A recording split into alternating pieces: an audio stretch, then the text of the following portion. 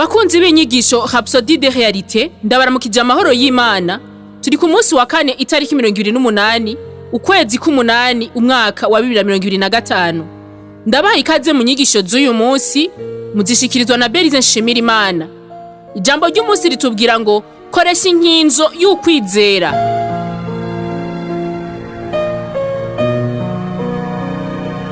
Reka dusome ijambo ry'Imana mu gitabo c'Abanyefeso ikigabane cya 6 ku murongo wa 16. Haratubwira ngo kandi hamwe n'ivyo vyose mwabira inkinzo y'ukwizera niyo muzoshoboza kuzimisha imyampi ya wa mubi yose yaka umuriro. Imana ishimwe.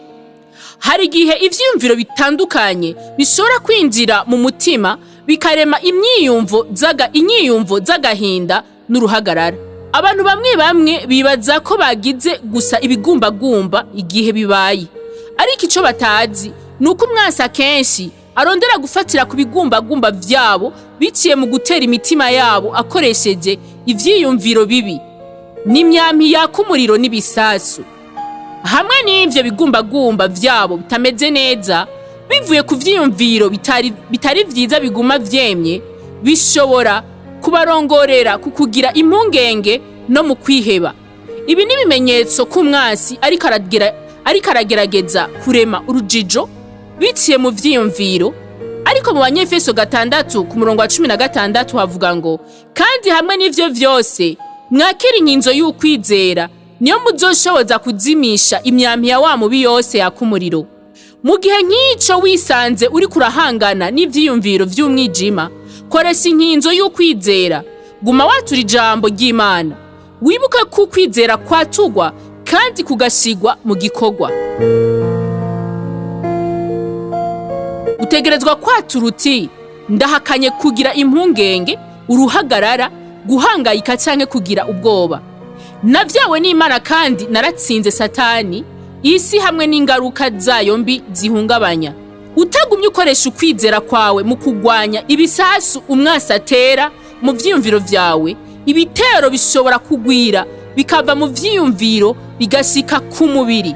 Niyo mpamvu utegerezwa kunyarutsa gukoresha ijambo kugira ngo ubikate kandi ukuri ivyiyumviro vyose bitameze neza n'imitekerereze y'umubi.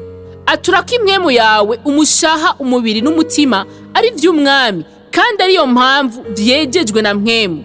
Ukwizera kwawe kuzuye iyo ukwatura gutuma utsinda kandi kukagushira hejuru y'ibitero vyose vy'umwansi.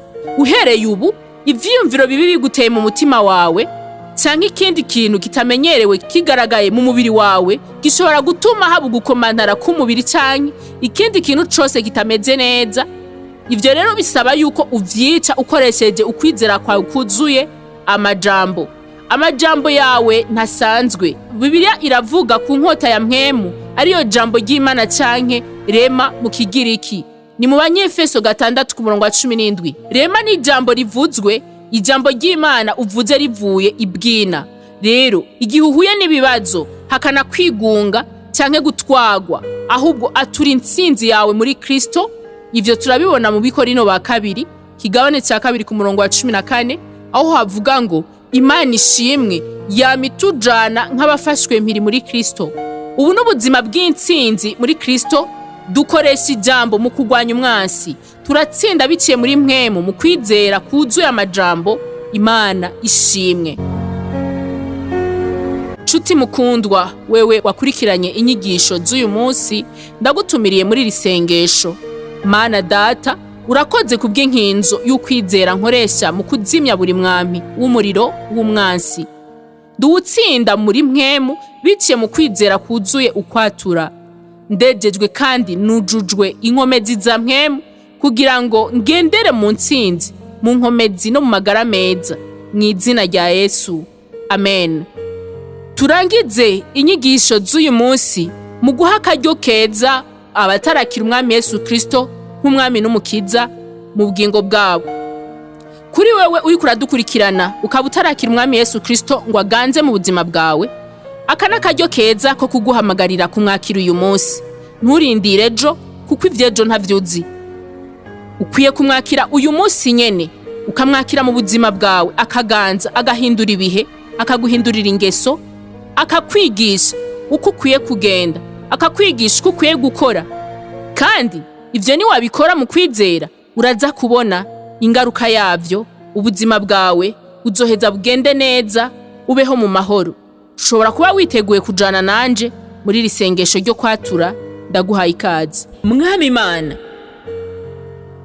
ndizera n'umutima wanje wose ko Yesu Kristo ari umwana w'Imana. Ndemera ko yapfuye ku bwanje kandi ko Imana yamuzuye mu bapfuye. Ndemera ko ari muzima. Ndatuja akanwa kanje ko Yesu Kristo ari umwami n'umukiza w'ubuzima bwanje kuva uyu munsi. Urakoze mwami wanje Yesu gukiza umushaha wanje. Ubu ncitse icyaremwe gisha. Turagukeje, ubu ncitse icyaremwe gisha. Hari icubaza kugira ngo ushobore kubandanya ukura mu buzima bw'agakiza. Hamagara kuri 61 40 ubusa ubusa 14. Murakoze naho ku munsi w'ejo mugira umunsi mwiza.